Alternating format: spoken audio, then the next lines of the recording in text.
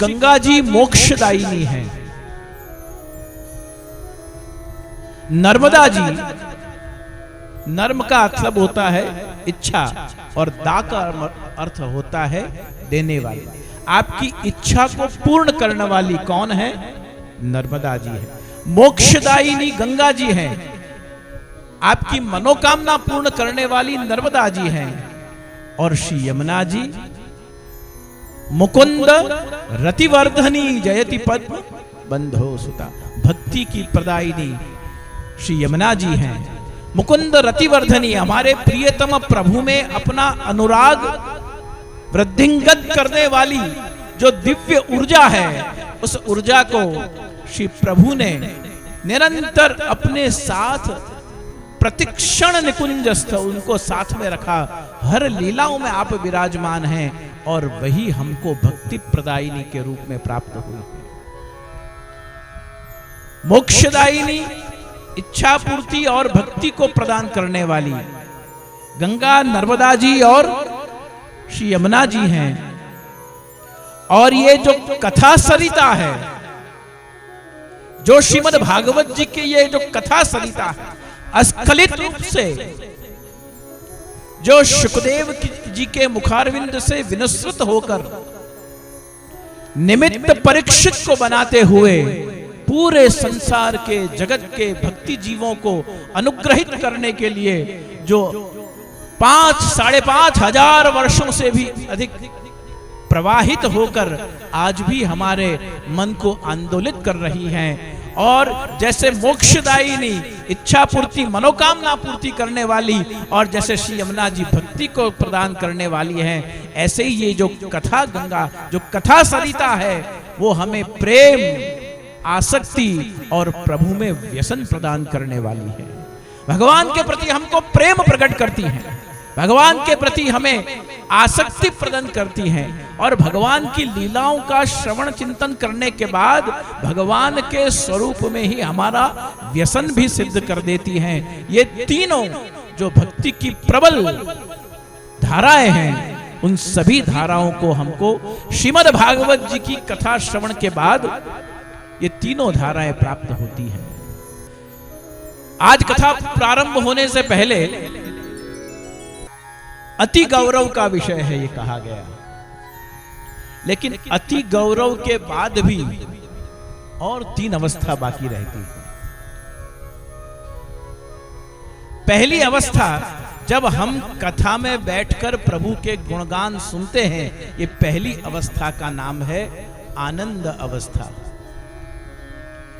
दूसरी अवस्था, जब जो हमने कथा में सुना है उसका जब हम विचारों से चिंतन करते हैं, यह है अति आनंद अवस्था।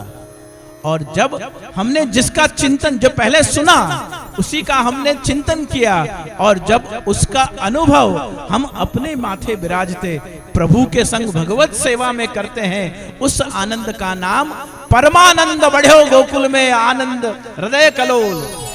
पहली आनंद की अवस्था, हम इस शरीर से इस जन्म में ऐसे तीर्थ में आचार्य परिवार के श्रीमुख से आप कथा सुन रहे हैं, ये आनंद का विषय है। उसका आप चिंतन कर सकें, ये अति आनंद का विषय है। लेकिन उस चिंतन को आप भगवत सेवा में रसयुक्त रूप से एक रूप कर सकें, तादात्म्य सिद्ध हो सके, वो जो अवस्था है वो परमानंद है।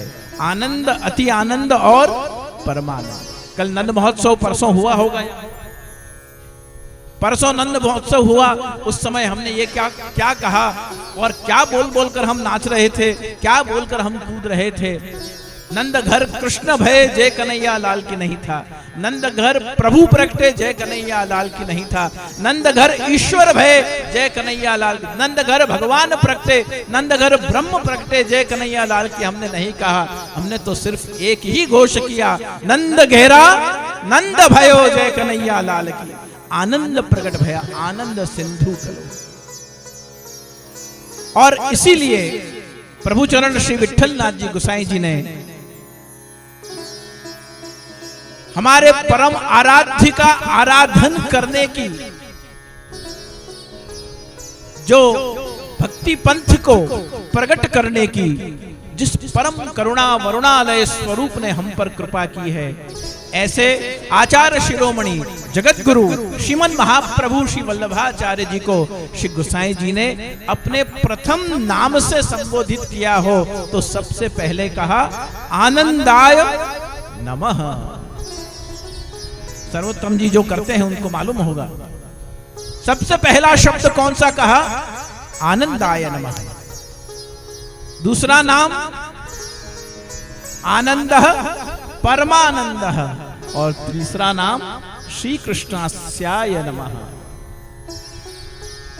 आनंद जिनके हृदय में विराजमान है, परमानंद स्वरूप आप स्वयं हैं, और जो श्री कृष्णास्याय भगवान के मुखारविंद का रूप धारण करके आप और हम जैसे सभी जीवों को जो कृपा का अनुभव कराने के लिए, कृपा की उस मधुरता का आस्वाद करवाने के लिए कलिकाल तमश्चंद दृष्टित्वाद विदुषामपि, और जैसे कलयुग में साक्षर समुदाय भी भगवान से दूर होकर और काल के ग्रास में ग्रसित हो रहा है, ऐसे जीवों को भी परमानंद का अनुभव कराने के लिए भगवत मुखारविंद वदनानलावतार रूप में प्रकट महाप्रभु श्री वल्लभाचार्य जी के स्वरूप को तीनों धाराएं आनंद, परमानंद और श्री कृष्णास्याय का स्वरूप श्रीमद् भागवत जी में स्थापित होकर जब आप और हम तक पहुंचता है तो वो भागवत जी केवल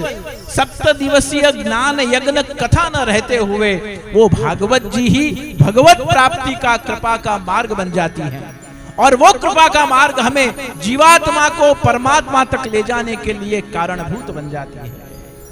जो कार्य अभी हमने सुना वंशी ने किया, जो कार्य मुरली ने किया, जो कार्य वेणु जी ने किया है, जा मुरली के भारते झुकी जात गोपाल, अगर प्रभु इस तरफ मुरली धारण करें तो ऐसे झुक जाते हैं, इस तरफ धारण करें तो ऐसे झुक जाते, इतने कोमल हैं कि उस वंशी के छोटे से चूक का वजन भी आप धारण नहीं कर सकते।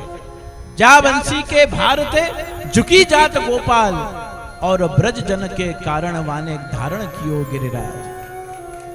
7 कोस के गिरिराज जी को आपने खेल खेल में आप और हमारे जैसे ब्रजभक्त स्वरूप जो जीव थे, जो प्रभु की अलग अलग रूप से भावना करते थे, भावन करते थे, उन सभी के लिए वो मुरली के बंसी के भार से जो झुक जाते हैं, उन्होंने 7 बरस को कुंवर कन्हैया 7 दिवस गिरवर कर धारे।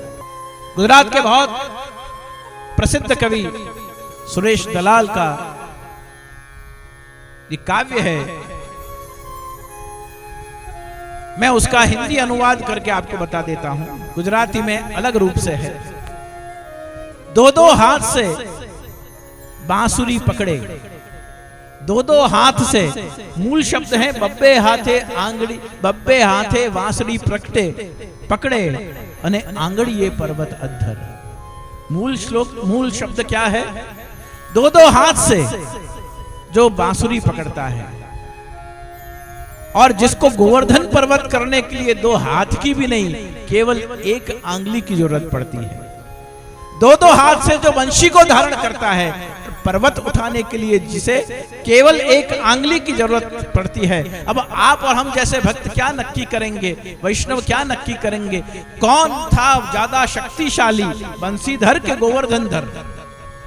आप और हम जैसे कैसे नक्की करेंगे कि 2 हाथ से बंसी को धारण करने वाला ज्यादा शक्तिशाली था, यार 1 उंगली से गोवर्धन उठाने वाला ज्यादा शक्तिशाली था।